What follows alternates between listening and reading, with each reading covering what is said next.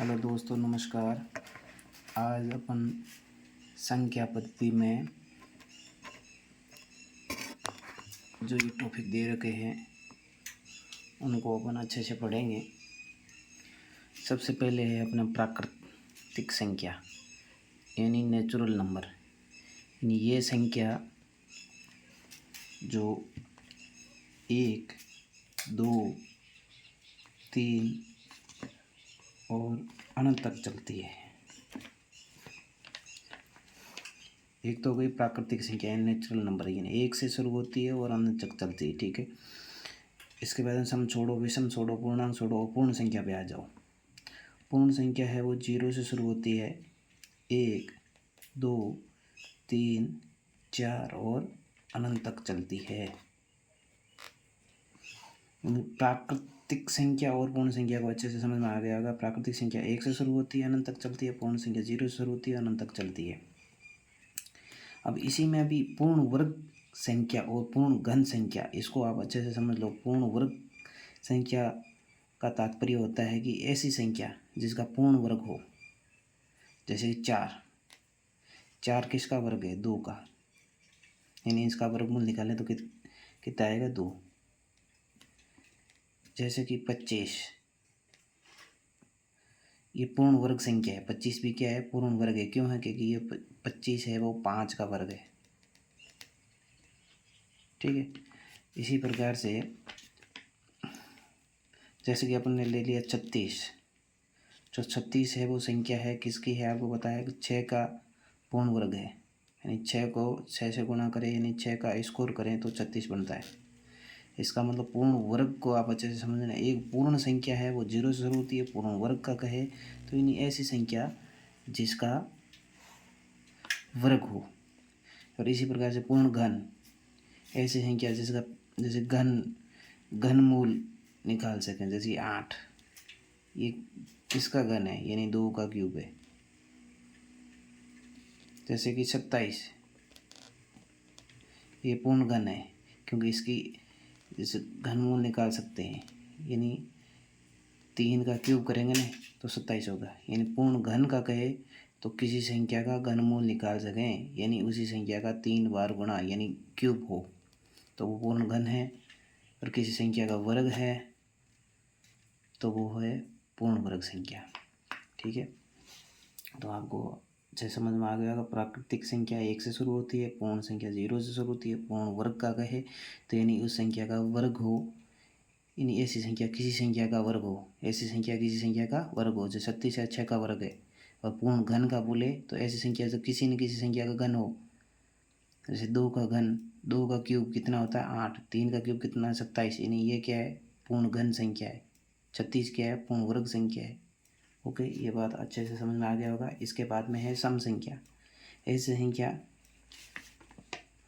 जो 2 से पूर्ण पूरी विभाजित हो।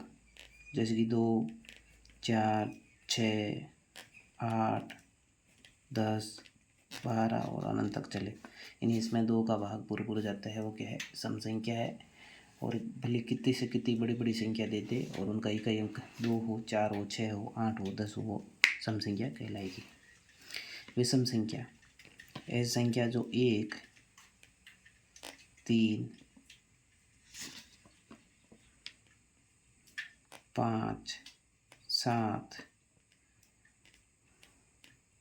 9, ऐसी संख्या जो अनंत तक चले लेकिन उसमें 2 का पूरा भाग नहीं जाए। ऐसी संख्या जिसमें 2 का पूरा भाग नहीं जाए वो संख्या क्या कहलाती है? विषम संख्या कहलाती है। और पूर्णांक संख्या, पूर्णांक संख्या ध्यान देना, यानी यहाँ 0 से शुरू होकर के 1, 2, 3 और अनंत तक चलती है। और इधर माइनस में भी ये संख्या चलती है। इधर अनंत तक माइनस में चलेगी, इधर प्लस में अनंत तक। पूर्णांक का मतलब होता है पूरा अंक। यानी माइनस में है लेकिन पूरा अंक है। माइनस में 2 है लेकिन पूरा अंक है। 1 है माइनस में तो भी पूरा अंक है।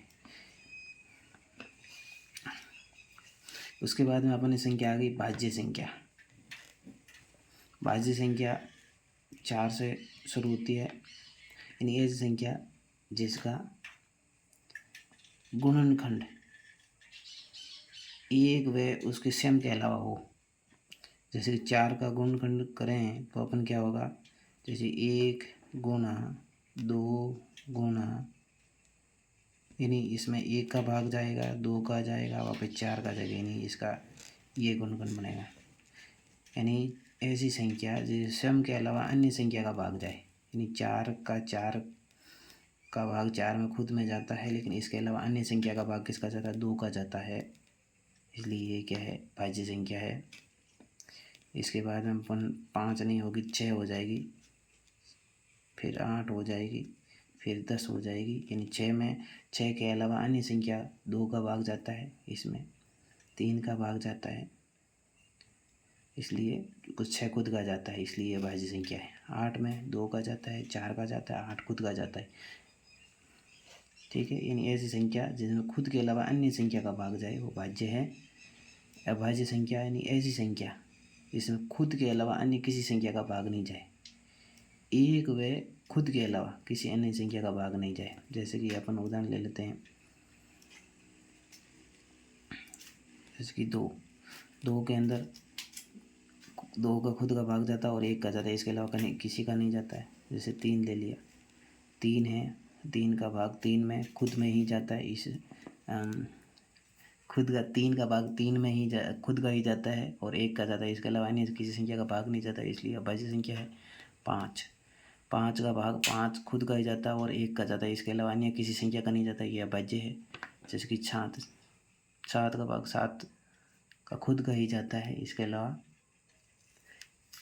किसी का भाग नहीं जाता है, इसलिए ये क्या है, अभाज्य संख्या है।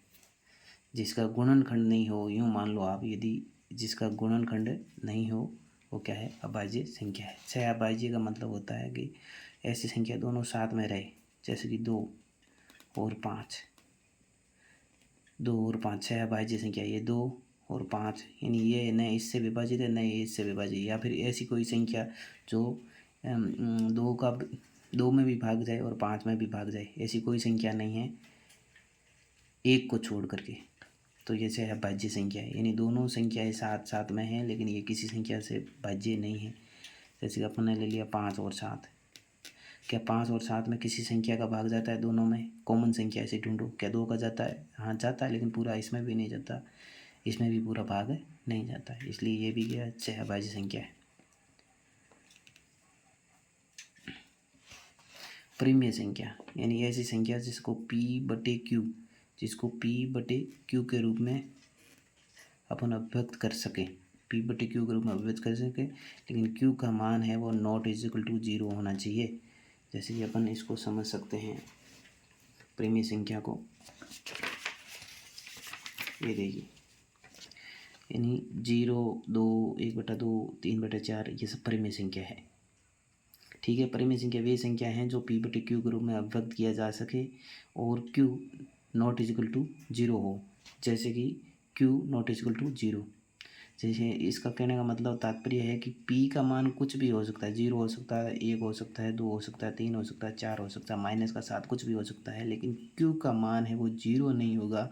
इसके अलावा बट्टे में 1 हो सकता है, 2 हो सकता है, 3 हो सकता है, 4 हो सकता है, 5 हो सकता है, लेकिन 0 किसी भी हालत में नहीं होगा। जैसे कि अपन 0 को अपन कह सकते हैं कि परिमेय संख्या है, क्योंकि 0 है ऊपर है और नीचे बट्टे में 1 लिख सकते हैं, 2 लिख सकते हैं, कुछ भी लिख सकते हैं।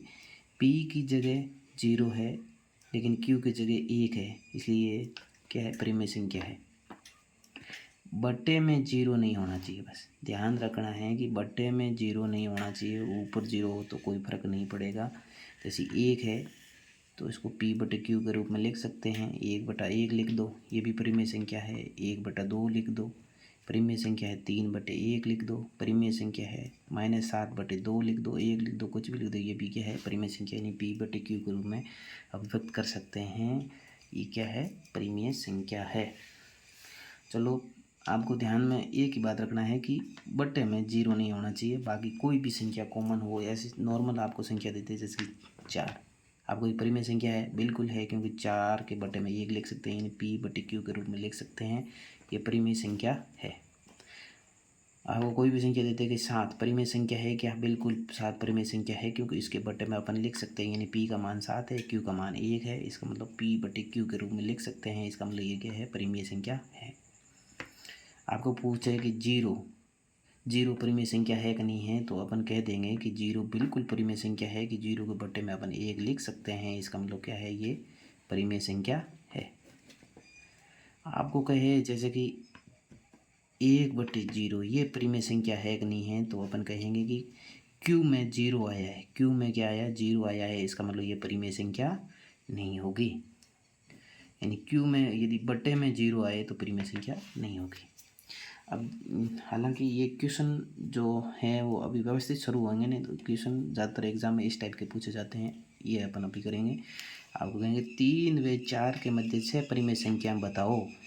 जैसे अपने को क्वेश्चन पूछ ले कि 3 व 4 के मध्य 6 परिमेय संख्या बताओ, तो अपने को क्या करना है, पहले तो ये बताओ कि 3 परिमेय संख्या है कि नहीं है। हाँ बिल्कुल है, कि 3 आ जाएंगे ऊपर अंश में, और बटे में आ जाएगा, हर में आ जाएगा 1, यानी 3/1, यानी p/q के रूप में लिख सकते हैं। 4 को भी लिख सकते हैं 4/1, यानी p/q के रूप में लिख सकते हैं। इसका मतलब 3 व 4 पहले तो पता करना है कि परिमेय संख्या है कि नहीं है। बिल्कुल ये परिमेय संख्या है, 3/1, यानी हो गया p/q के रूप में हो गया।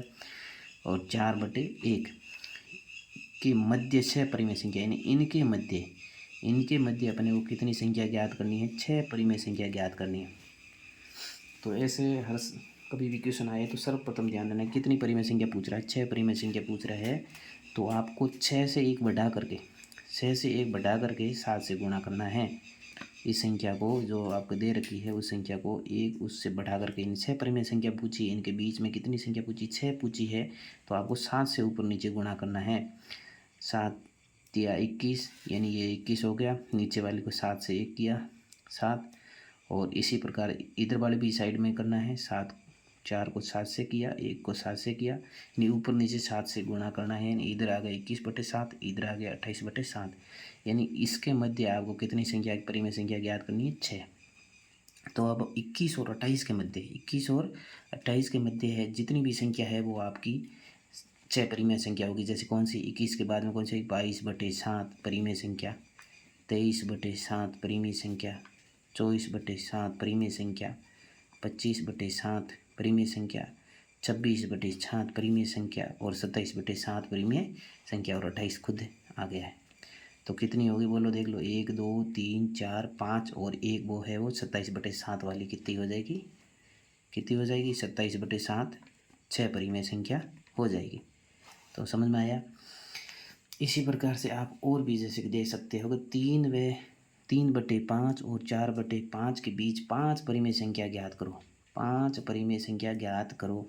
तो अपन क्या करेंगे, सर्वप्रथम 5 परिमेय संख्या का पूछा है इसने, तो अपन करेंगे 3/5 के और 4/5 के मध्य कितनी परिमेय संख्या पूछ रहा है, 5 परिमेय संख्या पूछ रहा है। तो अपने को क्या करना है, 5 की जगह ऊपर नीचे किससे गुणा करना, 6 से। इसको भी ऊपर नीचे किससे करना है, 6 से गुणा करो इसको।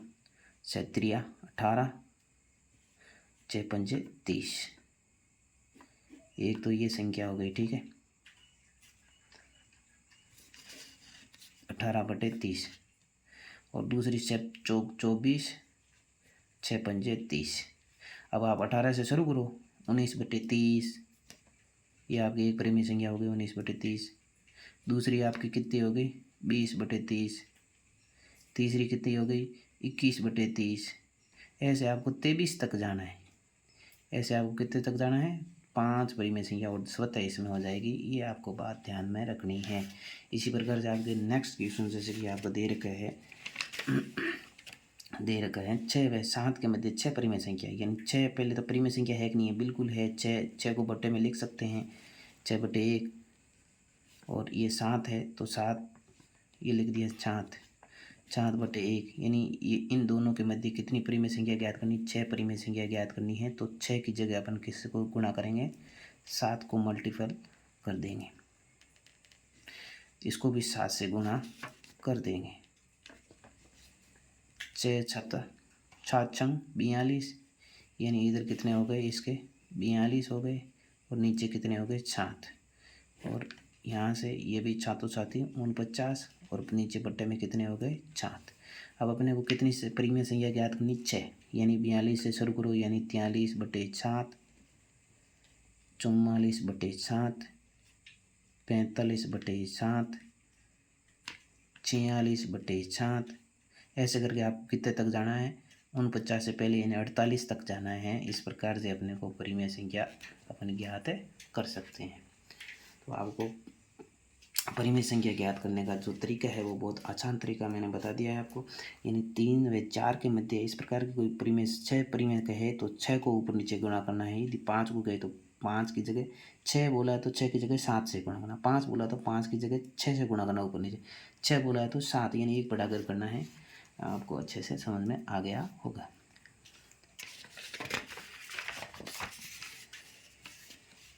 तो परिमेय संख्या आपको और अपरिमेय संख्या जैसे कि अंडरूट के अंदर कोई भी संख्या हो, जैसे अंडरूट में हो, जैसे √3 ये अपरिमेय संख्या है। आपको कह दे √23 ये भी अपरिमेय संख्या, यानी इनका वर्गमूल निकालें तब आंसर पॉइंटों में आएगा। जब इनका वर्गमूल पॉइंटों में आए, वर्गमूल निकाले तो पॉइंटों में आंसर आए तो वो क्या कहलाती है अपरिमेय संख्या कहलाती है।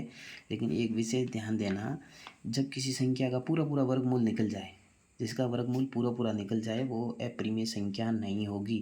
जैसे कि मैंने कह दिया 25 का वर्गमूल का निशान मैंने कर दिया, बोलो इस 25 का वर्गमूल सही सही से निकल रहा है नहीं निकल रहा है, ये यानी इसका वर्गमूल निकालने जाएँ तो ये 5 इसके वर्गमूल निकल रहे हैं, क्या पॉइंटों में आ रहा है नहीं आ रहा है, इसका मतलब सही वर्गमूल निकल रहा है। यानी 5 बोलो परिमेय है क्या परिमेय, 5 परिमेय संख्या है, क्यों 5 को अपन लिख सकते हैं 5/1 यानी P/Q के रूप में लिख सकते हैं। इसका वर्गमूल निकालने जाएंगे पॉइंटों में आंसर आएगा। इस प्रकार जो 5 का निकला है ना, 25 का 5 निकला है ना, इस प्रकार से इसका व्यवस्थित नहीं निकलेगा, पॉइंटों में निकलेगा और पॉइंटों वाली वर्गमूल है वो अपरिमेय संख्या कहलाती है संख्या जो, ठीक है। और वास्तविक संख्या, और अब समझेंगे वास्तविक और अवास्तविक संख्या। वास्तविक संख्या जो भी अंडरूट में संख्या दे रखी 6 है 7 है ये सब अनंत तक है वो वास्तविक संख्या है। और अंडरूट के अंदर माइनस का निशान आ जाए वो, जैसे -6 -8 ये सब अवास्तविक संख्या कहलाएगी। तो आपको समझ में आ गया वास्तविक संख्या और अवास्तविक। अवास्तविक का मतलब अवास्तविक का जो अंडरूट के अंदर माइनस का निशान हो तो अवास्तविक है, और वास्तविक संख्या है वो अंडरूट के अंदर हो जिसमें माइनस का निशान नहीं हो।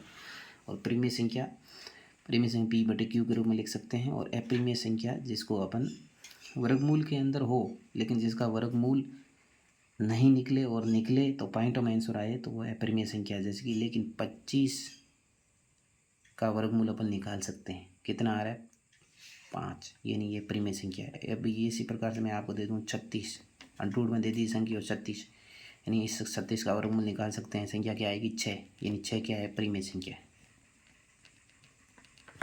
यानी ये 36 भी क्या है परिमेय संख्या है, 25 भी क्या है परिमेय संख्या है, क्योंकि इसका व्यवस्थित वर्गमूल निकल रहा है, पॉइंट में आंसर नहीं आ रहा है। सहभाज्य मैंने बता दिया, यानी ऐसी संख्या दोनों साथ साथ में हो जो किसी कॉमन संख्या से विभाजित नहीं हो। अभाज्य संख्या 2 3 5 यानी एक व स्वयं के अलावा किसी से विभाजित नहीं हो। और कभी कभार क्वेश्चन पूछ लेते हैं कि सबसे छोटी अभाज्य संख्या कौन सी है, 2। सबसे छोटी भाज्य संख्या कौन सी है तो पूछे तो क्या है 4। ये विशेष ध्यान रखना है। पूर्ण संख्या 0 से शुरू होती है, पूर्णांक यानी पूरा अंक हो, चाहे माइनस में हो चाहे प्लस में हो। विषम संख्या 1 3 5 7 इन 2 से विभाजित नहीं हो। सम संख्या 2 4 6 8 इन 2 से विभाजित हो। प्राकृत संख्या है वो 1 से शुरू होती है और अंत तक चलती है।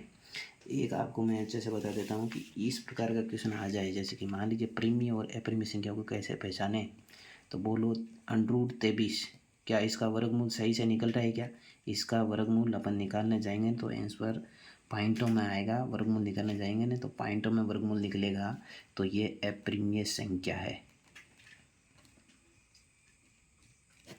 बोलो 25 का वर्गमूल निकाल सकते हैं क्या, बिल्कुल 25 का वर्गमूल निकाल सकते हैं। इसका आंसर 25 का वर्गमूल यानी 5 को स्कोर करेंगे ना, पौना पौना 25 हो जाएगा, यानी 5 इसका वर्गमूल निकालेंगे तो 5 आएगा। और 5 को P/Q के रूप में लिख सकते हैं, यानी 5/1 के रूप में लिख सकते हैं, यानी ये क्या हो जाएगी परिमेय संख्या हो जाएगी।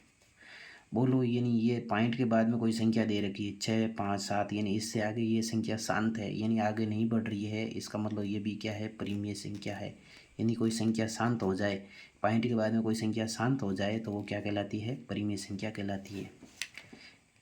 पॉइंट के बाद में यदि किसी संख्या, एक ही संख्या की पुनरावृत्ति हो रही है, जैसे 6 आगे आगे कितने भी अनंत तक 6 बढ़ रहे हैं तो भी, यानी किसी संख्या का पॉइंट के बाद में एक ही संख्या की पुनरावृत्ति हो तो वो भी क्या कहलाती है, परिमेय संख्या कहलाती है। अब इसके बाद में है 6, 5, 4, 3, यानी इन संख्याओं का अलग अलग संख्या की पुनरावृत्ति हो रही, 6, 5, 4, 3, यानी एक ही संख्या की पुनरावृत्ति नहीं हो रही। जैसे यहाँ 6 की पुनरावृत्ति हो रही, इसलिए परिमेय संख्या थी, लेकिन यहाँ अलग अलग संख्याओं की पुनरावृत्ति हो रही, अलग अलग संख्याएं पुनरावृत्ति हो रही, तो ये अपरिमेय संख्या है। ध्यान देना, यानी अलग अलग संख्या की पुनरावृत्ति हो तो अपरिमेय, एक ही संख्या की पुनरावृत्ति हो, जैसे 6 हो जाए पॉइंट के बाद, यदि ये 0.3 ऐसे अनंत तक चले जाए तो ये भी क्या है, परिमेय संख्या है। और जैसे कि 0 के बाद में जैसे मैंने लिख दिया 1, 2, 3, 4, ऐसे अनंत तक ये संख्या बढ़ रही है तो ये क्या कहलाएगी, यानी 0 के बाद में अलग अलग संख्या की पुनरावृत्ति हो रही है तो वो क्या कहलाती है, परिमेय संख्या। और परिमेय संख्या में भी कुछ संख्या ऐसी है जैसे कि 6, 5, 7 है तो अलग अलग, लेकिन यहाँ इससे आगे ये शांत हो गई, आगे नहीं बढ़ रही संख्या, इसलिए क्या है, परिमेय संख्या है। यानी जिसका वर्गमूल निकाल सकते हैं, जिसका वर्गमूल सही सही निकल जाए वो क्या कहलाती है, परिमेय संख्या। जिसका वर्गमूल निकाल तो सकते हैं लेकिन पॉइंटों में आंसर आएगा वर्गमूल, तो वो क्या कहलाती है, परिमेय संख्या कहलाती है। इस प्रकार के ऑप्शन से संबंधित क्वेश्चन पूछ सकता है पूछने वाला।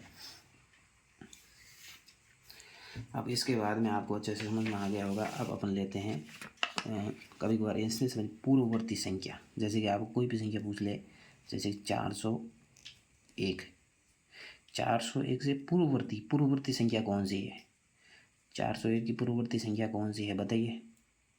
यानी पूर्ववर्ती मतलब कहने का मतलब है 401 से पहले पूर्व यानी 401 से पहले कौन सी संख्या आती है, यानी पूर्ववर्ती को बोले नहीं तो 401 में से 1 घटा दो, 400, यानी 401 से पहले, जस्ट पहले पूछ रहा है। पूर्ववर्ती का मतलब होता है जो संख्या दे रखी है उससे जस्ट पहले कौन सी, जैसे मैंने कह दिया कि 18 का पूर्ववर्ती कौन सा है बताओ, 18 से जस्ट पहले वाली संख्या कौन सी है, 17, क्या हो जाएगी 17। और मैं कह दूँ 243 की पूर्ववर्ती संख्या कौन सी है, 243 से जस्ट पहली संख्या कौन सी आ जाए, 242,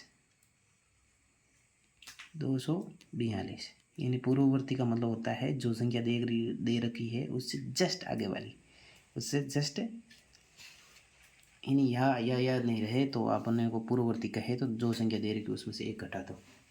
और परवर्ती का मतलब होता है उसकी, जैसे कि 20 की आपको परवर्ती कहे, यानी इसकी जस्ट 20 से के बाद कौन सी आती संख्या, 20 के जस्ट बाद, यानी 1 उसमें जोड़ना है, 21। अब आपको बोले 22 की परवर्ती कौन सी है तो 23। 444 का बोले 444 की परवर्ती कौन सी है, 445, यानी इससे 445 के बाद में कौन सी आती है, बाद। पूर्ववर्ती का मतलब होता है जो संख्या है उसके बाद, और पूर्व का मतलब होता है पहले। 401 के पहले कौन था, 400। 243 से पहले कौन से, 242। और बाद 445 के बाद कौन सी, परवर्ती का मतलब होता है बाद, यानी तो 445 का कौन सा हो जाएगा, 444 का 445। तो आपको समझना परवर्ती और पूर्ववर्ती, पूर्व का मतलब आगे वाली, यानी 401 से पहले कौन सी संख्या थी, और 22 के परवर्ती का मतलब होता बाद। स्थानीय मान, अब इसके बाद में आपको आ जाएगा स्थानीय मान। स्थानीय मान 4, 8, 7, 5, 4, 3। अब आपको कहे कि 7 का स्थानीय मान कितना होगा, तो 7 को उतारो, लिख दो, और उसके बाद में कितने अंक है, 1, 2, 3, तो जितने हैं वो शून्य लगा दो, ये आपका स्थानीय मान ज्ञात करने का तरीका ये रहेगा। ठीक है, और इसी का मैं पूछूंगी 7 का जातीय मान कितना हो जाएगा, स्थानीय मान उतारो और पीछे जितने अंक है उसको शून्य लगा दो, और जातीय मान होगा जो संख्या है वैसे के वैसे, यानी जातीय मान 7 का 7 ही रहेगा। 8 का जातीय मान पूछूँ तो 8 रहेगा, लेकिन 8 का स्थानीय मान मैं पूछूंगा ना तो 8 के बाद में जैसे 8 का मैंने ये स्थानीय मान पूछा तो शून्य कितने लग जाएंगे, 1 2 3 4, 1 2 3 4। समझ आई बात। जातीय मान और स्थानीय मान यानी जहाँ जिस स्थान पर 8 है उसके पीछे कितने अंक है उतने शून्य लगा दो। जातीय मान 8 का जातीय मान पूछे तो 8 का 8 ही रहेगा। 4 का जातीय मान मैं पूछूं, 4 का जातीय मान कितना रहेगा, 4। 7 का जातीय मान 7, 5 का जातीय मान 5, 4 का 4, 3 का 3। ठीक है, जातीय मान और स्थानीय मान। स्थान का मतलब होता है जहाँ जिस स्थान पर है और उसके पीछे जितने अंक है उसका शून्य लगा दो। अब प्रश्न जो आने का तरीका है वो इस टाइप का है, 4 3 6 7 4 3 में 6 का स्थानीय मान व 3 का जातीय मान का अंतर बताइए। 6 का स्थानीय मान यानी 6 का स्थानीय मान 6 इधर रहा तो लिख दिए 6, शून्य कितने लगेंगे, 1 2 3, 1 2 और 3, और 3 का जातीय मान 3 ये रहा, ये 3 का जातीय मान 3 ही रहेगा। का अंतर यानी माइनस कर दो, अब इनको घटा दो, 7 9 9 और 5। ठीक है, यानी 5,997 इसका आंसर रहेगा। जातीय मान जहाँ जिस स्थान पर संख्या है वो लिखनी। स्थानीय मान जो संख्या का बोले उसके पीछे जितने अंक है शून्य लगा दो। परवर्ती का मतलब होता है जस्ट जो संख्या है, जैसे 22 है तो 22 के जस्ट बाद वाली। पूर्ववर्ती यानी 401 जो दे रखा है उससे जस्ट पहले वाली, एक संख्या पहले एक संख्या बाद। और अवास्तविक अंडरूट में माइनस, वास्तविक में अंडरूट में संख्या हो, प्रीमियम और प्रीमियम मैंने अच्छे से आपको बता दिया। अब आपको मैं एक बताना चाहूँगा, 7 का स्थानीय मान, ये संख्या दे रखी है, मैं 7 का स्थानीय मान का अंतर होगा, मैं 7 का स्थानीय मान व जातीय मान, या मैंने इस प्रश्न में 7 का स्थानीय मान व जातीय मान का अंतर होगा। 7 का स्थानीय मान में जातीय मान का अंतर होगा। तो 7 देख लीजिए, जो एक संख्या 7 का बोला है, यहाँ डबल हो गई संख्या, कोई एक बोली शून्य कर दो कोई दिक्कत नहीं। अब देखो 7 का स्थानीय मान ये रहा 7, स्थानीय मान ये 7, शून्य कितने लगेंगे, 1 2 3 4, 1 2 3 4। और इसी का जातीय मान यानी 7 का जातीय मान कितना हो जाएगा, 7 का अंतर यानी घटा दो, जो आंसर आएगा वो हो जाएगा। बस स्थानीय मान और जातीय मानों को अच्छे से समझ में आ गया होगा। अब आपके जो क्वेश्चन संख्या पद्धति में ज़्यादातर उठते हैं कभी कभार, इस जो अभी क्वेश्चन अपन आगे करेंगे, जो इस क्वेश्चन से उठने की पूरी संभावना रहेगी। आपको कभी कभार क्वेश्चन इस प्रकार से दे देते हैं कि 7 की घात 105 का इकाई अंक होगा। इसका कहने का तरीका है, एक बार आप इसको एक तरफ छोड़ो, यानी जैसे मैंने संख्या लिख दी 2 की घात 6 की घात 2, यानी इसका मतलब है कि 6 कितनी बार है, 6 गुणा 6 2 बार है। इसी प्रकार से इसका मतलब भी क्या है कि 7 है वो कितनी बार गुणा है, जैसे 7 गुणा 7 गुणा 7 105 बार है, 105 बार है। 7 को 107 गुणा 7 गुणा 7 गुणा 105 बार लिखो और गुणा करके उसका जो इकाई अंक का मान क्या है वो पता करना है। तो इतना तो अपन इनको गुणा कर नहीं सकते, इसलिए अपने पास एक तरीका रहेगा, जैसे कि आपको जितने वर्ग में संख्या दे रखी है, जैसे कि मान लीजिए थोड़ी देर के लिए आप मान लो यहाँ कोई संख्या मान लो 26 मान ली, यानी 6 की घात कितनी है, 26। अब 6 को कितनी बार, 6 गुणा 6 गुणा 6 गुणा 26 बार लिखो, लेकिन इतना लिखने में अपना टाइम जाएगा, इसलिए अपन क्या करेंगे, इसमें जो घातांक में संख्या दे रखी है उसमें 4 का भाग दे दो, 26 में 4 का दो, एक संग संग, बे संग 12, 3 संग 18, 4 संग 24, पीछे 6 कितने रहे? 24, 25, 26, यानी 6, यानी 2 शेष रहे। जितने शेष रहते वो ऊपर लिख लो, जितने शेष रहे उसने ऊपर लिख लो। यानी इसका इकाई अंक क्या होगा तो अपन पता कर सकते हैं, 6 गुणा 6 यानी कितने? 36। 36 में इकाई अंक कौन सा? 6, यानी इसका इकाई अंक क्या हो जाएगा? 6। समझ में आएगा नहीं आई? जो संख्या जितने घातांक में दे रखी है उसमें भाग दे दो 4 का, और जो शेष रहे, भाग कितनी बार जा रहा है उससे कोई मतलब नहीं है, जो शेष रहे वो यहाँ घातांक में लिख दो। जैसे कि अपने ये 4 की घात 30, अब यहाँ इसमें 30 में 4 का भाग दो, 6 चौक 28, पीछे शेष कितने रहे? 2, 4 की घात 2 लिख दो, यानी 4 गुणा 4 यानी बराबर कितने हो गए? 16। 16 में इकाई अंक क्या है? 6। इकाई अंक क्या है? 6। इसी प्रकार से आप 5 की घात 23 ये ले लेते हैं, 5 की घात 23। अब इसमें 4 का भाग दे दो, 4 छोड़ो 520, पीछे शेष कितने रहे? 20 ना 3 शेष रहे, यानी अपन लिख सकते हैं 5 गुणा 5 गुणा 5, पूर्ण पूर्ण 25, और 25 को 5 से कर दो 125। या फिर आप एक और तरीके से इसे देख लो कि 25, इसका कितना हो गया? 25। अब 25 को वापस यहाँ 2 को 7 में देने की जरूरत नहीं है, अपने को तो इकाई अंक पता करना, तो इसको ले लो, 5 को 5 से कर लो, वापस कितना हो गया? 25। 25 में इकाई अंक क्या हो गया? 5। समझ में आया कि नहीं आया? एक और संख्या ले लो, जैसे कि मैंने संख्या दे रहा हूँ 7 की घात 43, ठीक है। अब इसमें 4 का भाग दो 43 में, 10 बार जाएगा, लेकिन पीछे शेष कितना रह जाएगा? 3। 10 धाम 40 होते हैं ना, पीछे शेष कितने रह गए? 3, तो 7 की घात 3। अब जैसे कि करने का तरीका क्या रहेगा? 7 गुणा 7 गुणा 7, यही होगा।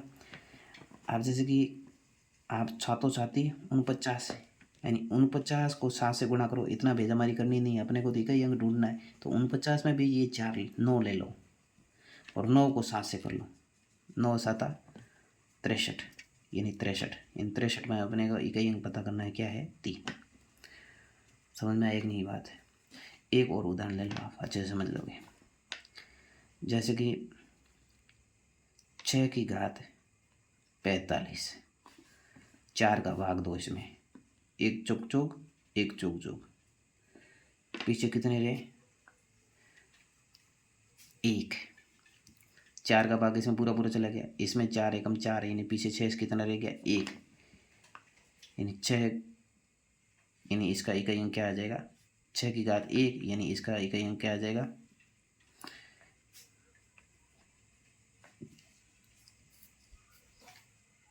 6, ठीक है। अब इसकी जगह अपन और लेते हैं, जैसे कि और ले लो 3 की घात कोई भी ले लो आप, 26 ले लेते हैं। 4 का भाग इसमें दो, 4 सौ 5 6 सौ 24, 6 सौ 24, पीछे कितने रहे? 25 26, इन 3 की घात कितनी होगी? 2, यानी इसका मतलब है 3 गुणा 3, 3 3 9, यानी इकाई अंक क्या आ जाएगा? 9, ठीक है। अपन का क्वेश्चन ये करना था 105 वाला, यानी 105 किसकी घात है? 7 की, ठीक है।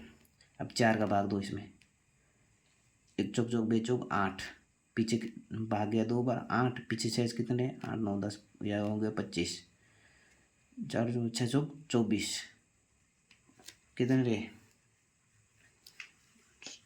1 चौक चौक 2 चौक 8, पीछे रहे 2, हो गए 25, 1 4 चौक 5 हो गई 6 चौक 24, पीछे शेष रहा 1, 7 की घात 1, यानी इसके इकाई अंक क्या हो जाएगा? 7, ठीक है भाई। इसी प्रकार से आप देख सकते हो कि इस प्रकार के क्वेश्चन ज़्यादा मिलते हैं अपने को। 7 की घात 71, 6 की घात 59, 3 की घात 65 का इकाई अंक क्या होगा? तो सेम प्रक्रिया, कोई दिक्कत नहीं है। 4 का भाग इसमें दो, 1 चौक चौक, पीछे कितने रहे 3, 4 चौक 28, 28 29 30 और 31, पीछे कितने रहेगा 7 की घात 3। ठीक है, 3 शेष वाले लिख दिए, गुणा कर दो। अब 6 लिख दिया, 4 का भाग दो इसमें, 4 एकम 4, पीछे इधर हो गया 19, 4 चौक 16, 16 3, अब इधर 3 लिख दिए, 4 का भाग दो, 4 एकम 4 हो गए 25, 6 चौक 24, ये पीछे रह गया 1। अब अपने को इनको गुणा करना है, यानी इसका मतलब है 7 गुणा 7 गुणा 7 3 बार करना है, 7 गुणा 7 गुणा 7 3 बार। फिर इधर गुणा करना 6 गुणा 6 गुणा 6 3 बार, और इधर गुणा करना है 3 1 बार। ठीक है, अब देखो करने का तरीका, देखो ये पूरे पूरे गुण इतने तो अपन एक साथ कर नहीं पाएंगे, तो क्या करूँगा, देखो मेरे करने का तरीका रहेगा 7 7 49, 49 के पीछे इकाई अंक क्या है 9, 9 तो 49 को गुणा नहीं करना है, इस 4 को छोड़ दो, अपने को इकाई अंक लेना है। 9 को 7 से करो, 9 7 63, 63, जैसे इस 63 में ये ना, ये 6 को वापस छोड़ दो, इस 3 को ले लो। ठीक है, अब 6 को 3 से करो, 6 3 18, 18 में ये आगे वाला छोड़ दो, 8 ले लो, 8 को 6 से कर लो, 8 छंग 48, 48 हो गया। ठीक है, 48 में ये 8 ले लो, आगे वाला छोड़ दो, और वापस 8 संग 48, 48, तो 48 में भी अपने को ये 8 पीछे वाला ले लो, और 8 को इससे 3 से कर दो गुणा, चिन्ह 24, 24, 24 को इस 2 वाले से मतलब नहीं, अपने को तो इकाई अंक देखना है, तो ये नहीं, इसका इकाई अंक क्या हो जाएगा 4।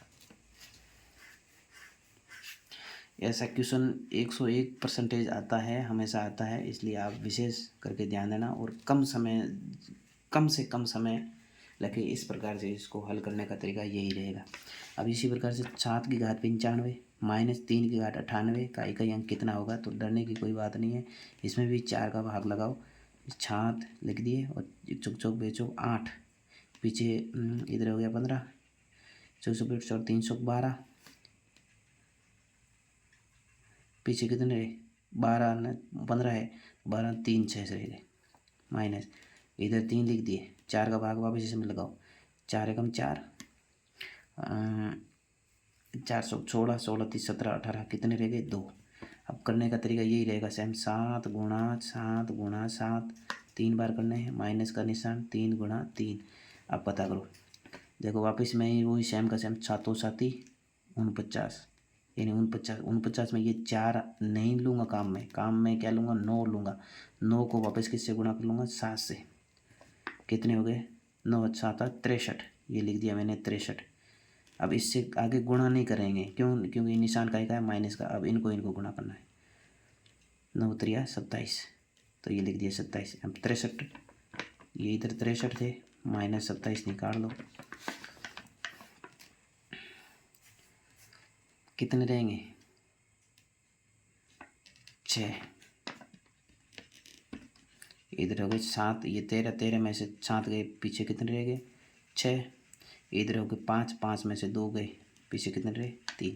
अपने को तो इकाई अंक लेना है, इस 3 से कोई मतलब नहीं है, अपने को पता कर लिया कि क्या है इकाई अंक इसका क्या है 6। बात आपको अच्छे से समझ में आ गई होगी। अब अपन देखते हैं, जैसे कि इसी प्रकार से ये 31 27 की घात है, आपकी घात हो जाएगी 173, तो डरने की कोई बात नहीं, 4 का इसमें भाग लगाओ, 4 16, इधर हो गई 4 3 12, यानी शेष कितना रहा 1, 31 2 7 की घात 1, यानी 1 है, तो इसका इकाई अंक जो सेम है वही रहेगा, यानी इकाई अंक क्या रह जाएगा 7। डरने की कोई बात नहीं है, जो भाग उसमें 4 का लगा करके जितनी संख्या ऊपर रहती है वो लगा दो, और फिर गुणा करने का तरीका मैंने आपको समझा दिया है, तो उसको साथ में लेके नहीं चलना है, 2 2 को साथ में लेके नहीं चलना है, एक ही अंक लेके चलना है आपको। धन्यवाद, इससे आगे अपन नेक्स्ट टाइम में देखेंगे।